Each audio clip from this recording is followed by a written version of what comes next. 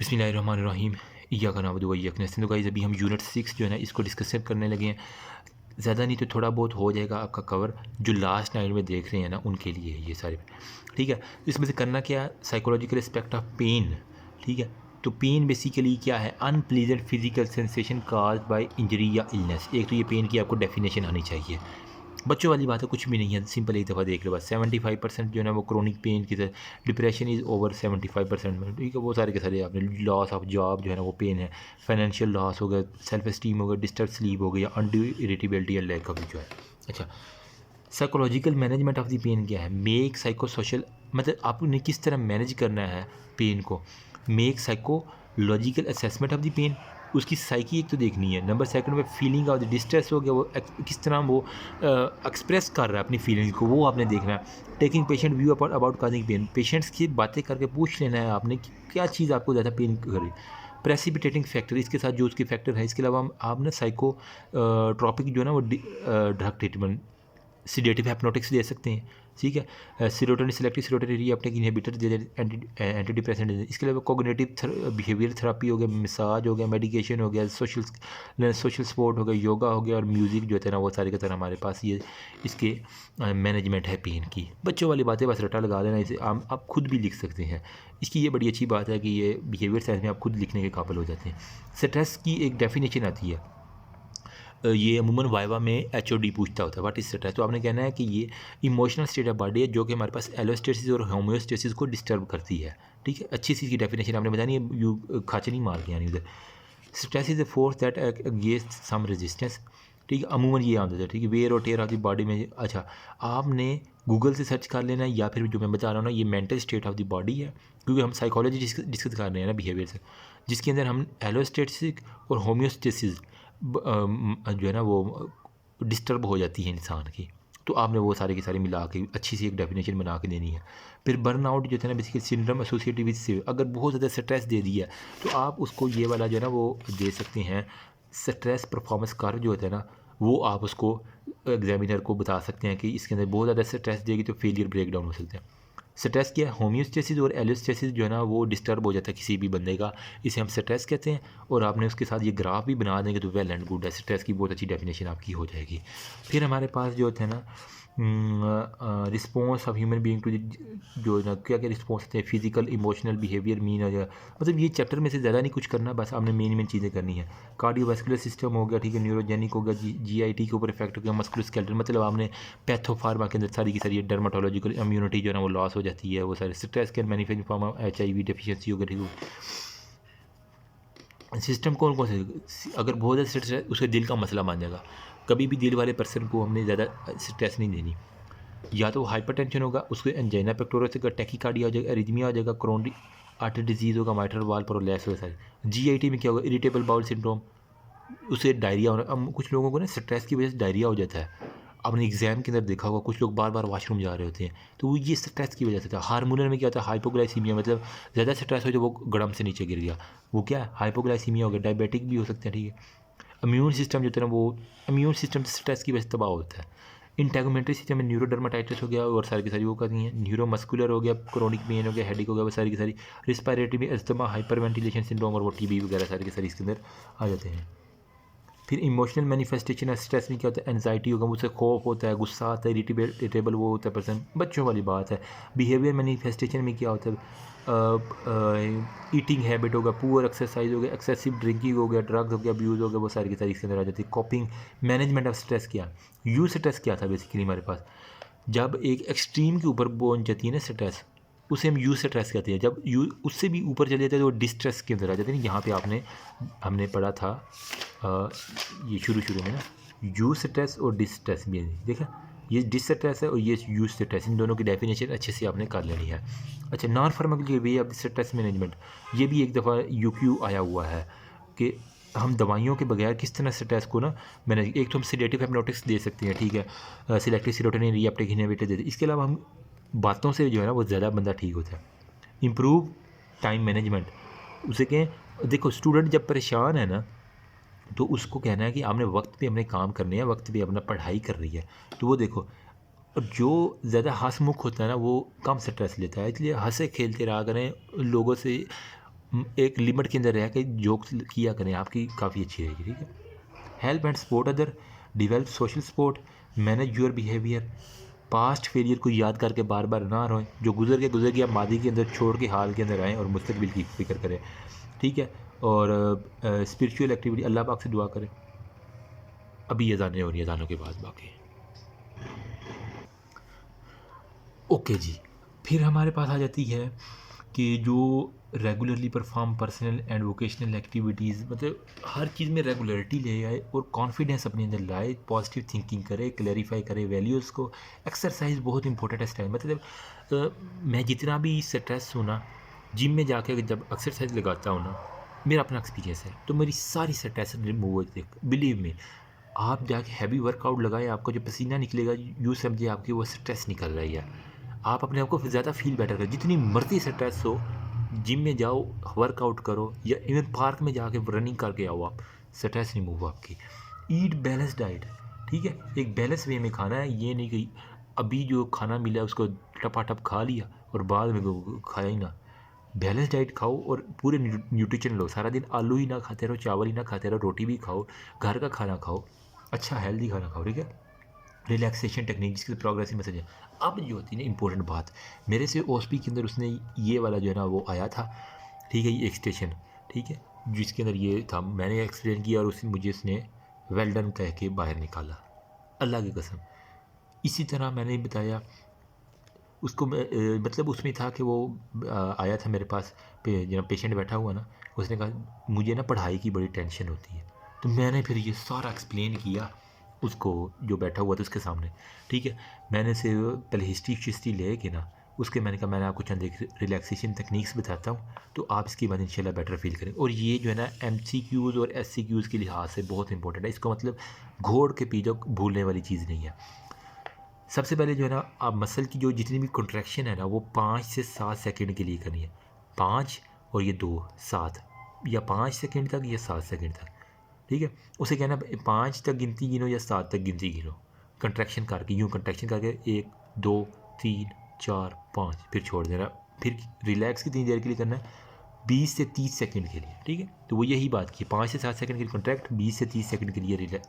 इस साइकिल को बार बार हमने रिपीट करना है। तो मुझे एग्जाम ने कहा कितने हमने अपने बॉडी मसल को कितने ग्रुप्स में डिवाइड किया, मैंने कहा सर 4 ग्रुप्स में डिवाइड किया। कहता ग्रुप्स के करो, मैंने बताया हैंड्स, फोर आर्म और हमारा ये जो बाइसेप है ना, ठीक है, ये वाला बाइसेप, पता नहीं नज़र आ रहा है कि नहीं आ रहा, इसको फिर आप अपने मुंह के ऊपर चले जाओ, हेड फेस नेक और शोल्डर, फिर आप अपनी छाती के ऊपर चले जाओ, चेस्ट एब्डोमन और लोअर बैक, फिर अपनी टांगों के ऊपर चले जाओ, लेग्स थाई बटक्स काव्स और फीट। सिंपल इजी हो गया ना। इसको आप अच्छे से देख लें, ये मैंने साथ साथ डायग्राम बना के याद भी किया हुआ, आपको जिसको फील हो गई। उसके बाद आप ऐसे को ना करें progressive relaxation bye lying sitting, कभी भी खड़े कर हो के नहीं ये करनी, चेयर के ऊपर बिठा के उसके करनी है, ठीक है। ज़्यादा अच्छा है कि उसकी आँखें बंद करवा लेंगे, ठीक है। 5 से 7 सेकंड के लिए राइट फिस्ट को जो 5 तक, फिर पेइंग अटेंशन, उसे कहना अपनी ये जो फिस्ट मुट्ठी अच्छी तरह बांध की, इसको फील करो कि मैं, हाँ, इस जो ना इसको फीलिंग करेंगे जितना ज़्यादा वो ज़्यादा अच्छा होगा। अटेंशन टू टेंशन, फिर 20 से 30 सेकंड के लिए रिलैक्स कर लो। फिर इसी तरह जो है लेफ़्ट फिस्ट के ऊपर, मतलब बारी बारी, पहले राइट वाले सारे मसल, फिर लेफ़्ट वाले सारे मसल आपने इस तरह करवाने हैं। फिर लेफ़्ट फिस्ट होगा, रिलैक्सिंग होगा। फिर हमारे पास सेम इसी तरह फिर फोर आर्म को जो है ना वो आपने इस तरह ही करके, फिर इस तरह करके, ठीक है। इस तरह जो आपने जिस तरह भी आपको कंट्रैक्शन फील होती है ना, आपने वो टेंसिंग और रिलैक्सिंग एक दफ़ा टेंस करवाना है, फिर रिलैक्स करवाना है। ये देखो, ये टेंस हो गए ना सारे के सारे ये मसल में, अब इसको फिर रिलैक्स करवाना है, ये ठीक है। इसे गिनती गिनवा गिनवा के जो है ना वो हेड फेस और नेक और शोल्डर के तक वो। इसी तरह आपने जो है ना उसके कंधों को कहना कि अपने कंधों को अपनी ना वो कानों तक, लो तक लेके आओ। तो वो यूँ जिस तरह हम करते हैं ना ऊपर का करके कंधे, तो वो उस तरह करेगा। फिर इस तरह चेस्ट की किस तरह, मुझे कहा था कि सांस की किस तरह करें, मैंने कहा सर मुंह से सांस, नाक से सांस लेना है अंदर, 5 तक गिनती गिनी है, फिर मुंह से बाहर निकालना, ठीक है। नाक से सांस अंदर लेके जाना और मुंह से सांस जो है ना बाहर निकालना है, 5 से 7 सेकंड होल्ड करके फिर निकालना है बाहर सारे का सारा। और ये सारी की सारी आपने रखेंगे इस रिलैक्सेशन है, इससे फिर जो है ना वो काफ़ी अच्छा होता है। जितना अच्छा ड्रामा करोगे उतने अच्छे नंबर मिलेंगे। साइकोड्रामा में बेसिकली क्या होता है, एक्स्ट्रा ऑर्डनरी स्ट्रेस हो गई, event that destroy the person sense of security and हो हेल्पलेस हो गई। ये बस बच्चों वाली बातें हैं, इंसोमिया आज जिसको पढ़ना है पढ़ लेंगे वो नहीं। और सुसाइड के बारे में थोड़ा सा आ जाता है, डेलिब्रेट सेल्फ हार्म में क्या होता है, top 10 causes of the death in all age group में, ठीक है, one of the 3 causes young adult और टीन एजर के अंदर जो है ना सबसे ज़्यादा काम है। ये जो होता है ना जवानी का खून, ये बहुत बहुत काम करवा देता है, मैं बताता हूँ। फिर एक दफ़ा पैरासुसाइड की भी है, term use to describe non fatal act हो गया, मतलब उसने सुसाइड की कोशिश की है लेकिन वो उसमें कामयाब नहीं होती, इसे हम पैरासुसाइड कहेंगे, ठीक है। सेल्फ इंजरी, अपने आप को इंजर कर लेता है लेकिन वो मरता नहीं है, इसे हम पैरासुसाइड कहते हैं। अब इसके अंदर ना, हाँ ये वाला क्वेश्चन, ये 2022 का जो बीएस का पेपर है ना उसके अंदर ये पूरा ऐसा सच हो गया, बहुत मज़े का, मतलब जिसको ये आता था ना वो। फिर सेम इसी तरह रिस्क जो फैक्टर ऑफ द सुसाइड, जो सुसाइड को प्रमोट करते हैं, और प्रोटेक्टिव फैक्टर ऑफ सुसाइड क्या गया।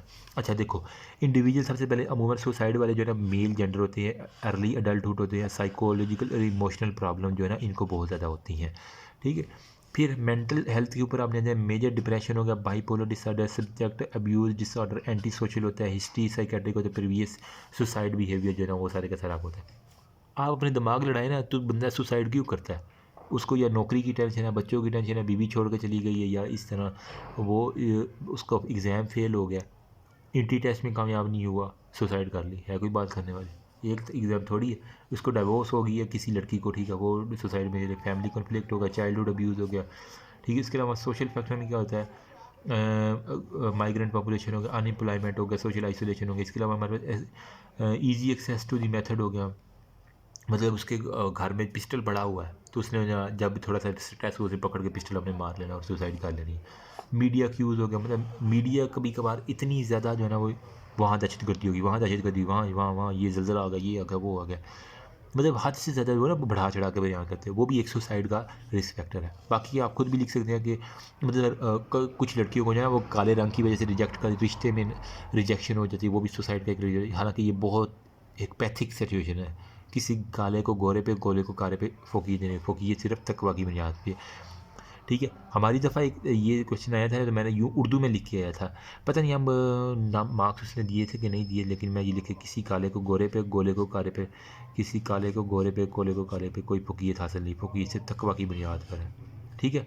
तो इंशाल्लाह मैं कहता हूँ कि एग्ज़ामिनर अगर अच्छा हुआ ना तो वो आपको नंबर जो है ना वो बहुत अच्छे देगा, ठीक है, क्योंकि आपने उसको समझाना है, अपने आप वो स्टूडेंट है, आप उसके टीचर हैं, तो आप जितना अच्छा एक्सप्लेन करेंगे वो आपको ज़्यादा अच्छा रिगार्ड देगा। अच्छा, अब सुसाइड से बचाने, यार ये कौन उल्लू का पट्टा, सुसाइड से बचाने के लिए हमने क्या क्या प्रोटेक्टिव है, सेंस ऑफ कनेक्टेडनेस होगा, मतलब फैमिली और कम्युनिटी की सपोर्ट बहुत ज़रूरी है, उसे अकेला नहीं छोड़ना।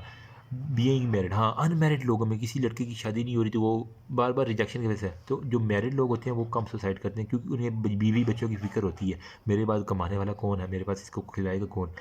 सेल्फ इस्टीम होती है जी के, स्ट्रॉन्ग कल्चरल बिलीव्स जो होते हैं ना वो ज़्यादा होते हैं।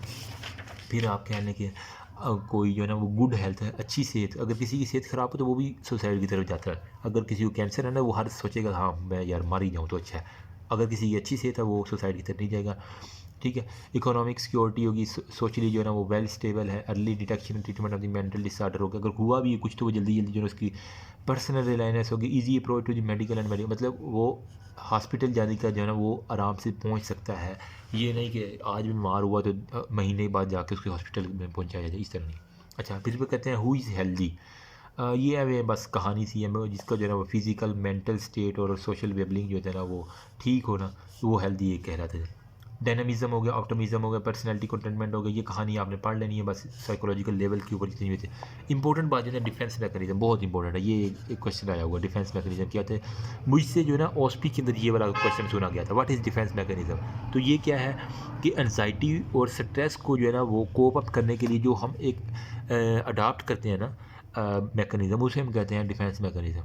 मतलब सपोज करो अगर जो है ना वो किसी का रिज़ल्ट अच्छा नहीं आया तो वो कहेगा एग्जामिनर जो है ना उसका मूड ख़राब था, तो मतलब मैंने अपनी परेशानी को रिड्यूस करने के लिए मैंने एग्जामिनर पे सारा मलबा डाल दिया, तो ये होता है डिफेंस मैकेनिज्म, ठीक है। इसके लिए जो है ना वो पता नहीं ये निमोनिक काम करे या नहीं, D3 3 दफ़ा डी है, 2 दफ़ा आई है, PF पाकिस्तान एयरफोर्स, फिर 3 दफ़ा आर है और 1 दफ़ा एस है। अब जिसको को ये अच्छा लगता है वो कर ले, जिसको अपना निमोनिक का वो कमेंट सेक्शन में कोई अच्छा सा निमोनिक हो तो बता सकता है।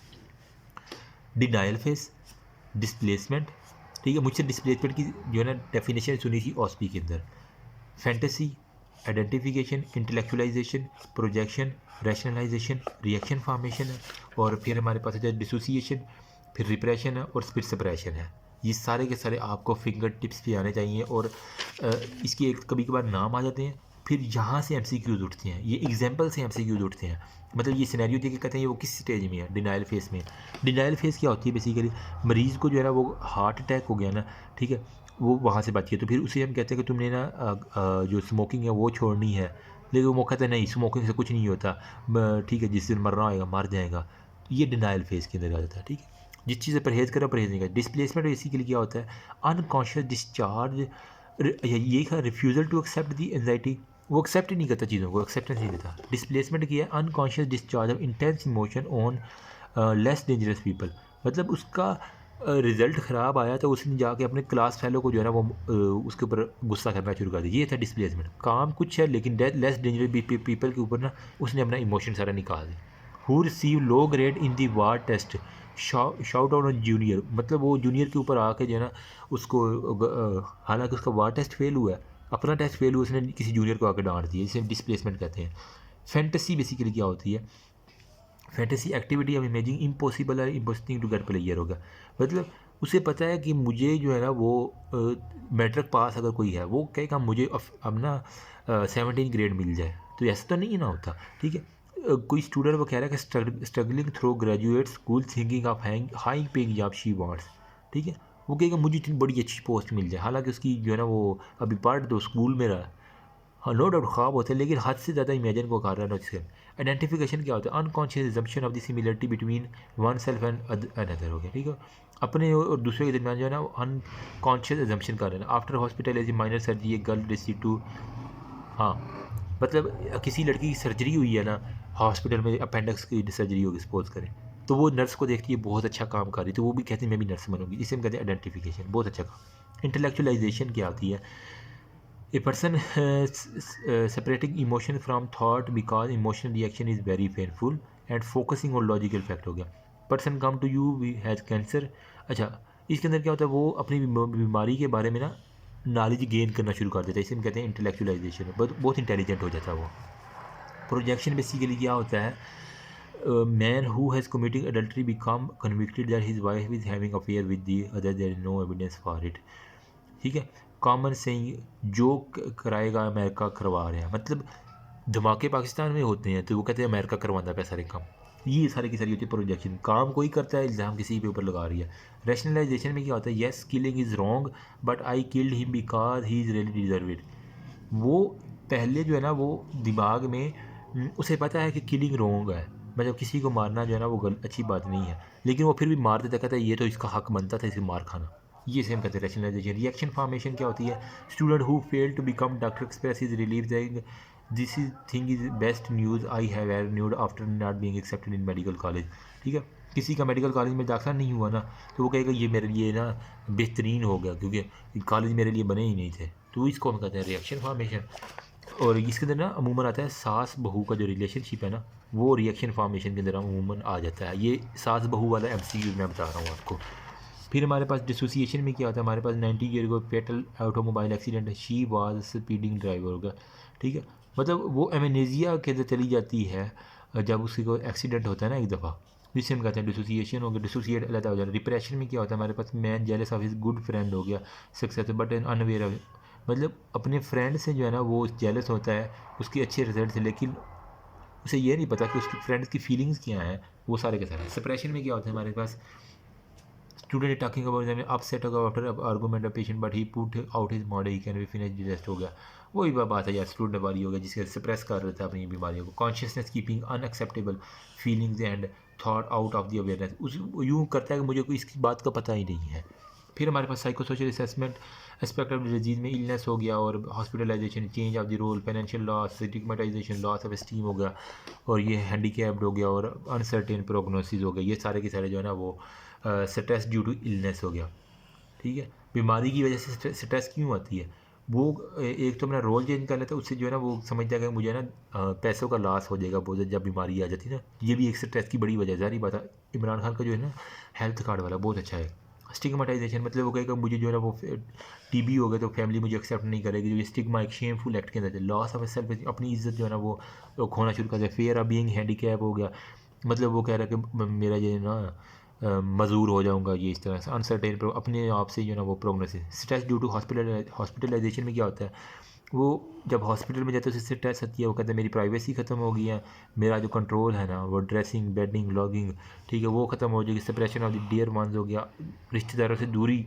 ये भी स्ट्रेस की वजह से। स्ट्रेंजर पीपल का ग्रुप उसके पास आकर हिस्ट्री लेना शुरू कर देता है। Threat of the social dysfunction हो गया, अनसेटिस्फैक्ट्री इन्फॉर्मेशन, उससे सही अगर इन्फॉर्मेशन ना मिल रही हो तो वो सारी की सारी। फिर हमारे पास कुछ ये आ जाती है आम सी चीज़ें पढ़ने की।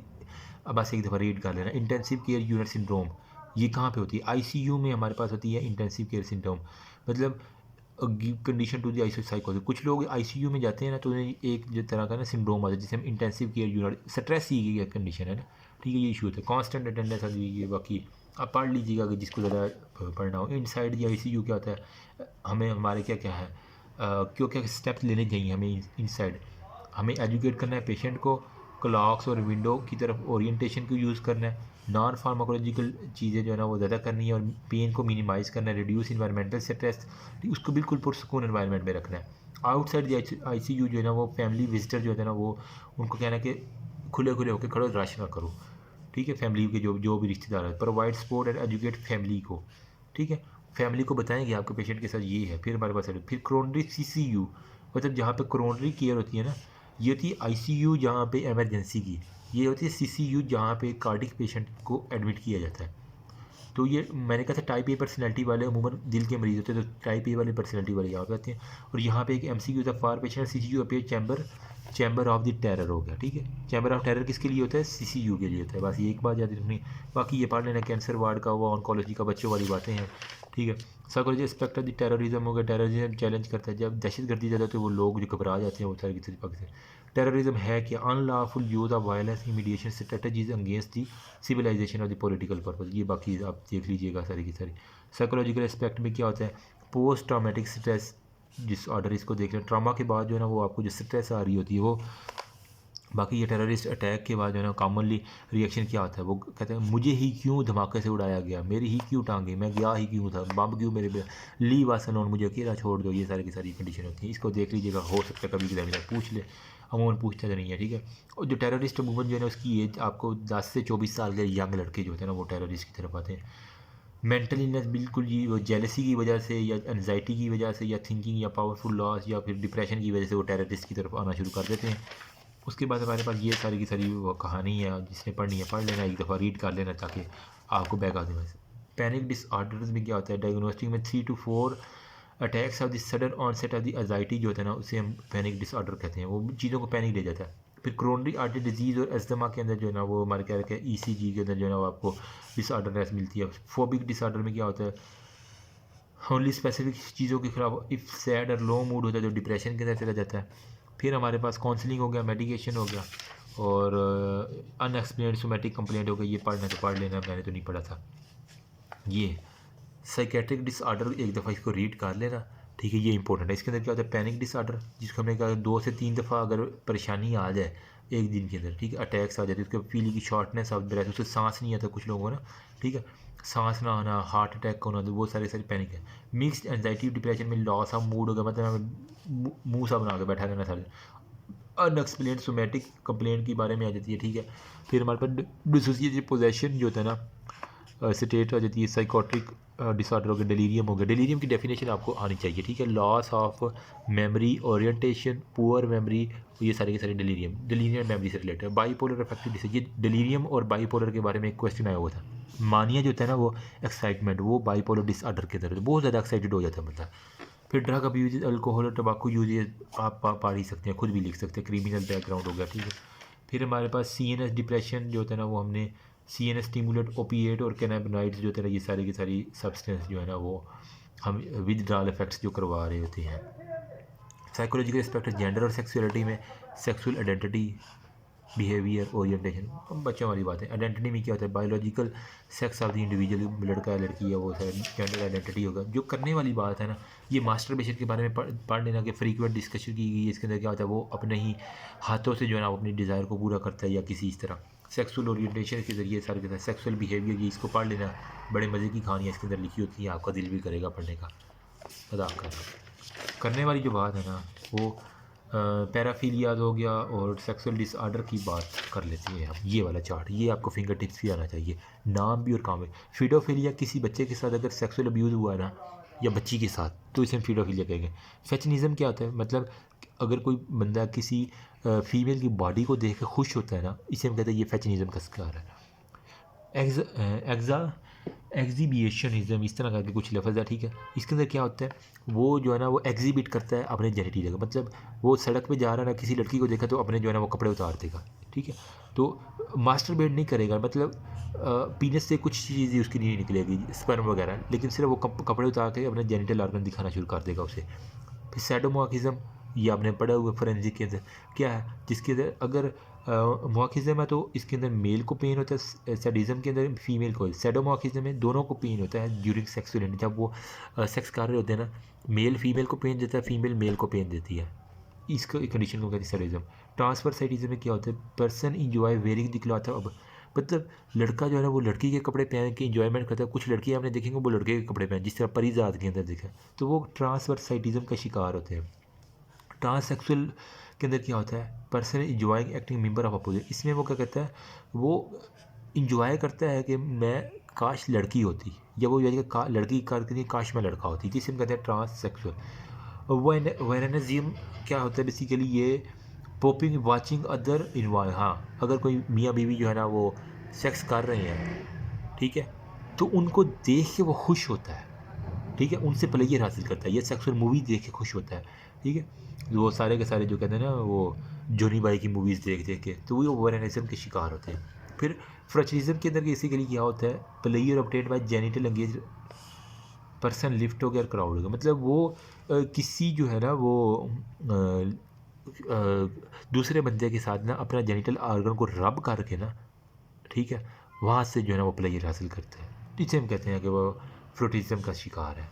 बाकी ये जेंडर डिस्फोरिया में क्या होता है, ये चीज़ें ट्रांससेक्सुअल की एक दफ़ा डेफिनेशन है ये, मतलब सिनेरियो बन के आया हुआ था कि वो लड़का जो है ना वो दूसरे के कपड़े पहन के जो है ना वो खुशी हासिल करता है, तो उसे आप क्या कहेंगे, तो आप ट्रांसवर्साइटिज्म की एक तरह। फिर ट्रांससेक्सुअल कहते हैं कि वो कहता है कि काश मैं लड़की होती है लड़का होते। फिर हमारे पास क्रॉस ड्रेसर का भी था, ठीक है, वो जो उल्टे कपड़े पहन के जो आते हैं ना वो क्रॉस ड्रेसर। जेंडर क्वीर क्या होता है, वो कहता है कि ना मैं लड़की होती ना मैं लड़के, don't prefer to belong and खुसरा होता है बस, ये वाली कंडीशन है। बाकी फिर डेंटिस्ट्री में क्या होता है, ओरल कैविटी में वो सारी की सारी बातें, बस यार इसके बारे में यही इंपॉर्टेंट बातें इस chapter, that's all about. Hopefully ज़्यादा नहीं तो कुछ ना कुछ आपको हेल्प होगी जो लास्ट ईयर में पढ़ लें उनके लिए। Remember me also in your precious prayer. बाकी फिर भी कोई मसला हो तो बता देना। ऑलमोस्ट सारी ये बिहेवियर सेंस कंप्लीट हो चुकी है। Thank you so much. अल्लाह हाफिज़। That was a tough